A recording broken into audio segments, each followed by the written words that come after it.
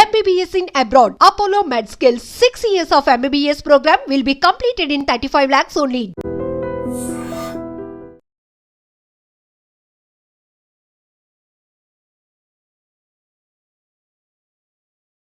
నగరం జిల్లాలో విషాదకర ఘటన జరిగింది. రోడ్డు ప్రమాదంలో ముగ్గురు ప్రాణ స్నేహితులు ప్రాణాలు విడిచారు. బొండపల్లి మండలం చామల వలసకు వెళ్లే రహదారిలో ఈ రోడ్డు ప్రమాదం జరిగింది. బైక్ అదుపు తప్పి చెట్టును ఢీకొనటంతో అక్కడికక్కడే ఇద్దరు ప్రాణాలు కోల్పోగా మరొకరు హాస్పిటల్కు తరలిస్తూ ఉండగా చికిత్స పొందుతూ మృతి చెందారు. బొండపల్లి గ్రామానికి చెందిన సతీష్, నెల్లి రమణ ఇద్దరికీ కూడా 20 years, అలానే వంగర గ్రామానికి చెందిన దినేష్కి 23 years. ఈ ముగ్గురు కూడా ఫ్రెండ్స్. అయితే ఆ ఊరిలో, ఆ గ్రామంలో బొండపల్లిలో ఒక గ్రామ దేవత పండుగ జరుగుతోంది. సరదాగా ముగ్గురు కలిసి వెళ్ళారు. అక్కడి నుంచి ఒక అందమైన ప్రదేశానికి వెళ్ళాలి అనుకున్నారు. దానికి ముందు మీ ముగ్గురు కూడా ఒకే బైక్ పై ప్రయాణం చేస్తూ అక్కడ రోడ్డు ప్రమాదానికి గురై ప్రాణాలు పోగొట్టుకోవడంతో 3 కుటుంబాల్లో తీవ్ర విషాదం నెలకొంది. అప్పటి వరకు అమ్మవారి పండుగ సందర్భంగా సందడిగా ఉన్నటువంటి గ్రామం అంతా కన్నీరు పెట్టుకుంది వీరి కోసం. అసలు డీటెయిల్స్లోనికి వెళ్దాం. రోడ్డు ప్రమాదంకు సంబంధించి చెందిన నెల్లి రమణ, పురం సతీష్, దత్తి రాజేరు మండలం వంగర గ్రామానికి చెందిన బొత్తల దినేష్ ముగ్గురు ప్రాణ స్నేహితులు. బొండపల్లిలో వారాల పండుగ జరుగుతూ ఉండటంతో దినేష్ బంధువుల ఇంటికొచ్చాడు.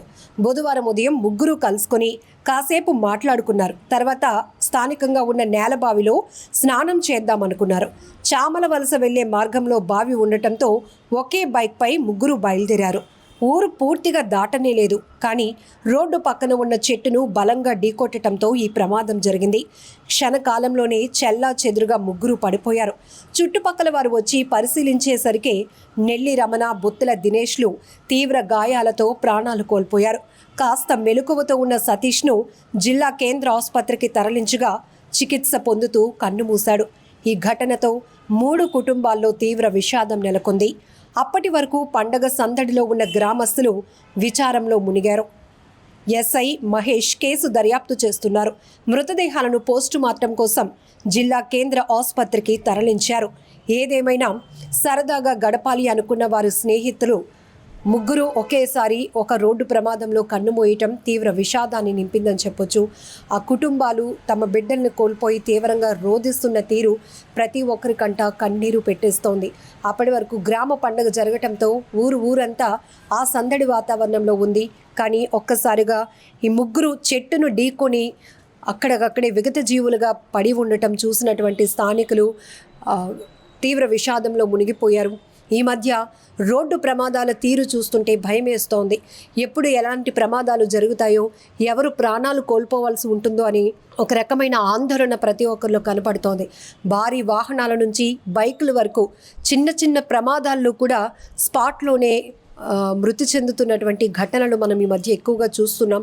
హెల్మెట్ పెట్టుకొని ఉండుంటే గనుక ఒకవేళ వీరు చెట్టును ఢీకొన్నా కూడా పక్కకి ఎక్కడో తుల్లి పడిపోయి ఉండేవారు, గాయాలతో బయటపడేవారేమో. కానీ ముగ్గురు ఒకే బైక్ పై వెళ్తున్నారు. అక్కడ స్థానికంగా ఉన్న నేలబావిలో సరదాగా స్నానం చేద్దాం అనుకున్నారు. అప్పటి వరకు ఆ ఊరి పండుగ జరగటంతో సరదాగా గడిపినటువంటి ముగ్గురు స్నేహితులు ఇలా ఒకే ప్రమాదంలో కూడా ప్రాణాలు పోగొట్టుకొని స్నేహబంధం చావులోనూ కూడా వేడలేదు అని చెప్పే మాటలు అయితే మాత్రం గ్రామస్తులు జీర్ణించుకోలేకపోతున్నారు.